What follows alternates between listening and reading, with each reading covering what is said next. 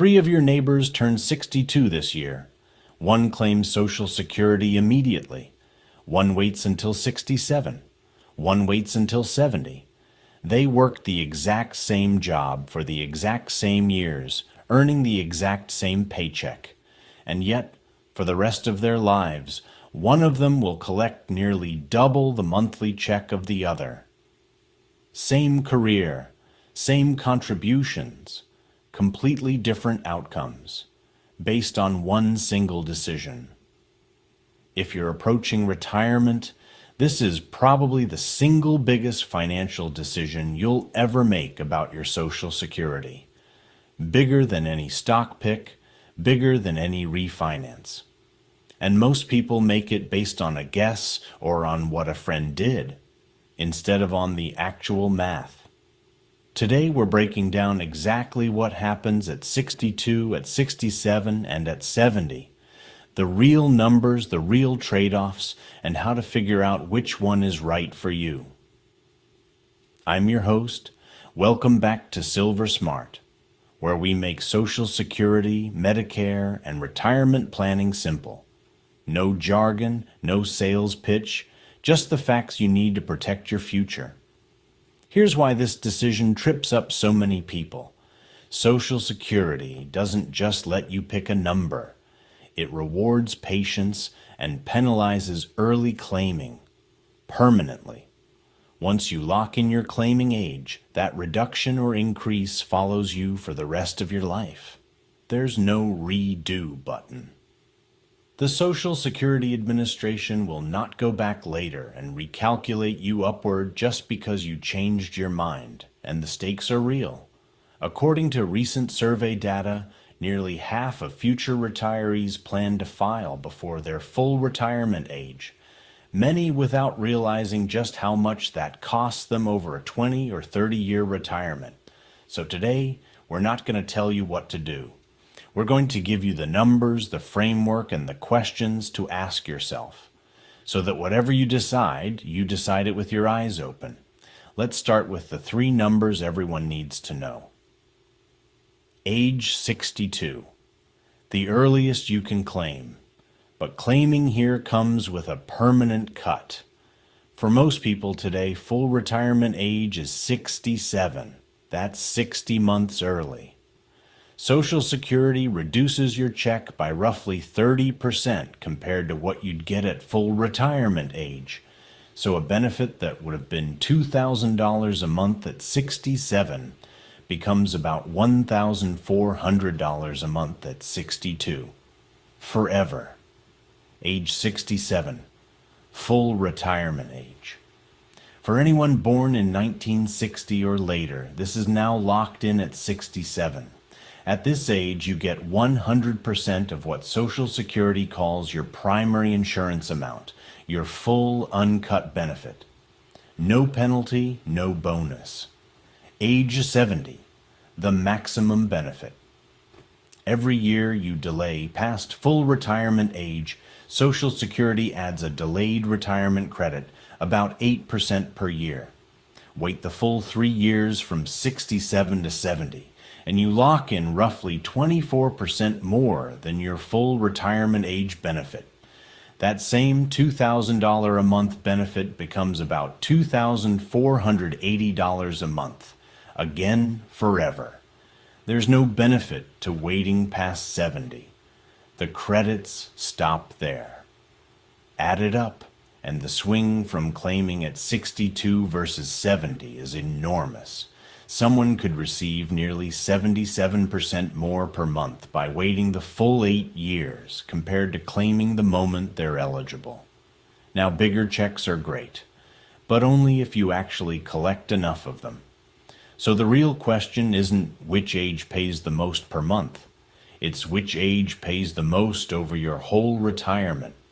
That's where break-even math comes in, and that's next. Here's the trade-off. Nobody explains clearly enough. Claiming early means smaller checks, but more of them. Claiming late means bigger checks, but fewer of them if you don't live long enough. Financial planners use something called the break-even age to compare the two. Roughly speaking, if you claim at 62 instead of 70, the extra years of smaller checks you collect between 62 and 70 will eventually be caught up to and then overtaken by the bigger checks from delaying, usually somewhere around age 80 to 82. In other words, if you expect to live past your early to mid-80s, delaying tends to pay off financially. If health issues or family history suggest a shorter life expectancy, claiming earlier can make more sense because you actually get to spend that money. This is exactly why there's no single right answer that applies to everyone.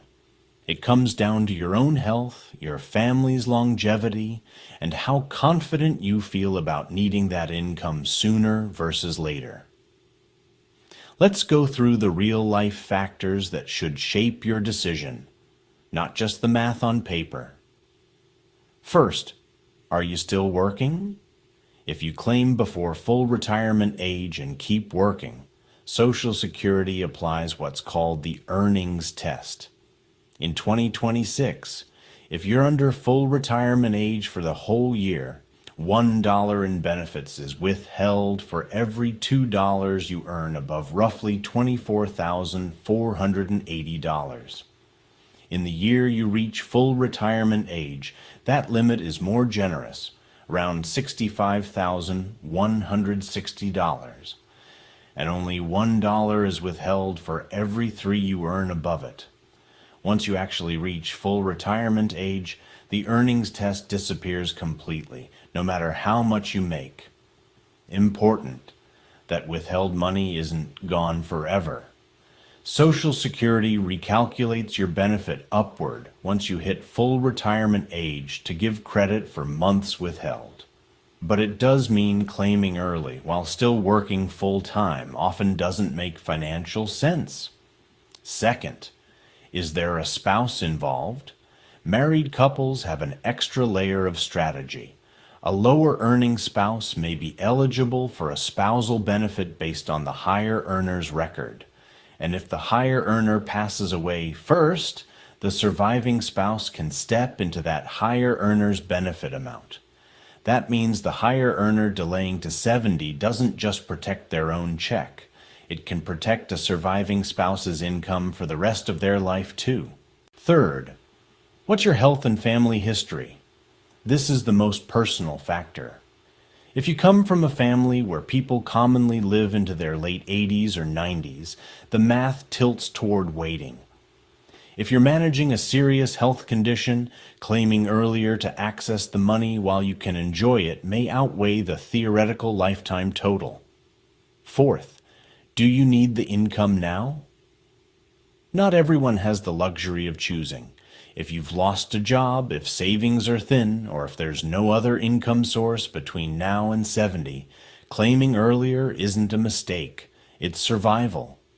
The ideal answer on a spreadsheet doesn't always match real life, and there is no shame in claiming at 62 if that's what your situation requires.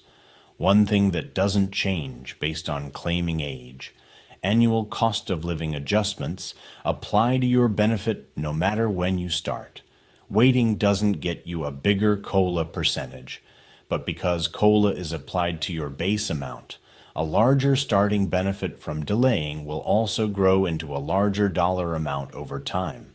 The single biggest mistake we see, people treat this as a use it or lose it decision, claiming at 62 out of fear that Social Security won't be there later. We covered this in our last video. The trust fund shortfall discussed for the 2030s would mean a reduction in future scheduled benefits, not the end of the program. That fear, while understandable, shouldn't be the deciding factor in your claiming age.